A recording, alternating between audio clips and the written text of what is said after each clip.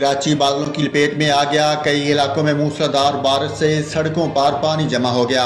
शदीद बारिश से जमा पानी में गाड़ियां गुजरना दुश्वार हो गया। मोटरसाइकिलें बंद, नाले और गड्ढे आवाम के लिए बड़ा खतरा बन गए। तेज बारिश से जिले बस्ती की कई सड़कें तालाब में बदल गईं। शेरशाह सूरी और मुलहका सड़कों पर नदियां बह गईं। मलेर, कैदाबाद, गुलिस्तान जोर, गुलशन इकबाल, PHCHS सदर, old city area, Clifton, defence में भी बारिश हुई। चीफ मेट्रोलॉजिस्ट दासर अफराज ने कहा कि रात में बारिश की शिद्दत में इजाफा होगा, जो मजीद 3 या उससे ज्यादा घंटे तक जारी रहने का इम्कान है। सुबह से जारी रिमझिम फुहार ने शहरियों का मूड बदल दिया। छुट्टी और मौसम का लुत्फ लेने के लिए बड़ी तादाद में लोग घरों से निकल पड़े। शहर में सी व्यू पर बड़ी तादाद में लोग मौजूद हैं, जबकि फूड स्ट्रीट्स और खाने पीने की दुकानों पर भी अवाम का रश है।